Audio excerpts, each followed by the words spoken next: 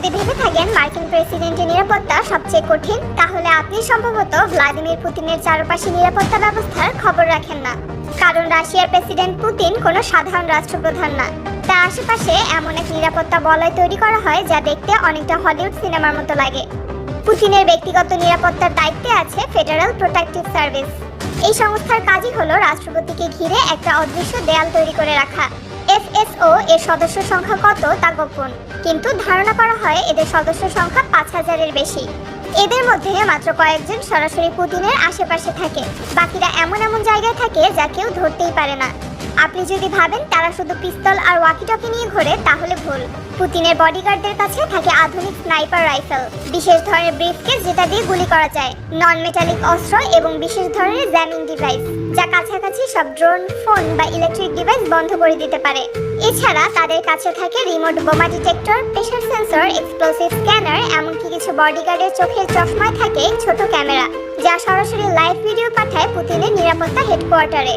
Putin কোথাও গেলে তার আগের 5 থেকে 7 দিন আগে পুরো এলাকা FSO এবং স্পেশাল ইউনিট দিয়ে স্ক্যান করা হয়। হোটেল বা ভবনের ছাদ, বেসমেন্ট, দেয়াল সবকিছু একাধিকবার স্ক্যান করা হয়।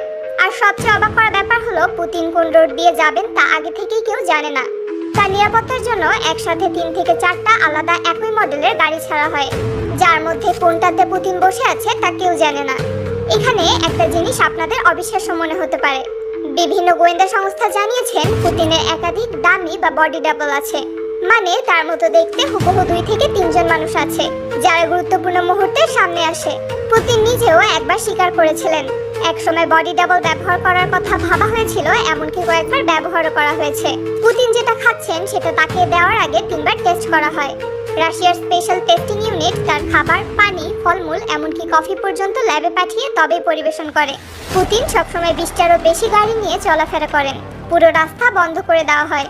সবাই ভাবে পুতিন গাড়িতে করে যাচ্ছেন, অথচ ঠিক সেই সময় তিনি একটা হেলিকপ্টার বা প্রাইভেট জেটে আকাশপথে অন্য কোথাও চলে যান।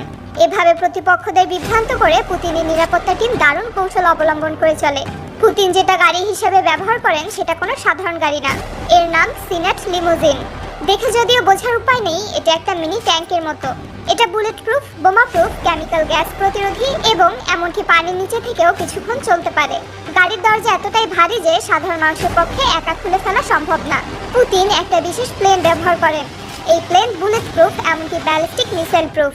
এমনকি এই প্লেনের আলট্রা জ্যামার রয়েছে, ফলে এই প্লেনের আশেপাশে কয়েক কিলোমিটারের মধ্যে কোনো ড্রোন, এমনকি কোনো শত্রুর ফাইটার জেটও প্রবেশ করতে পারে না।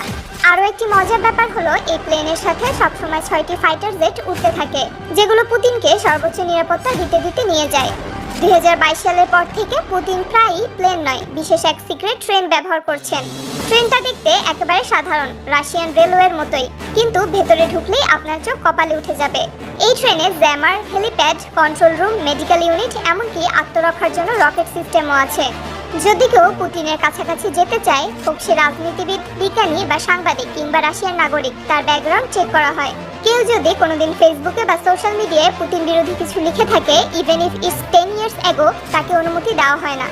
কখনো কখনো FBI ক্লিয়ারেন্স না দিলে অনেক দেশের মন্ত্রী, এমনকি রাষ্ট্রপতিও তার সাথে দেখা করতে পারে না। অনেকেই বলেন পুতিন এসব করেন কারণ তিনি সবসময় নিরাপদে থাকতে চান। আবার কেউ বলেন রাশিয়ার মতো শক্তিশালী রাষ্ট্রের রাষ্ট্রপ্রধানের অবশ্যই এমন সিকিউরিটি থাকা উচিত। তাকে সুরক্ষা দেওয়া মানে রাশিয়ার শক্তি ধরে রাখা। এই দুনিয়ায় যত হাই প্রোফাইল রাষ্ট্রপ্রধান থাকুক, কেউই পুতিনের মতো ভয়ঙ্কর সিকিউরিটির চাদরে মোড়ানো না। পৃথিবীতে এই একজন ব্যক্তি যার সাথে দেখা করতে গেলে আপনাকেও হয়তো গোয়েন্দা টেস্টে পাশ করতে হবে।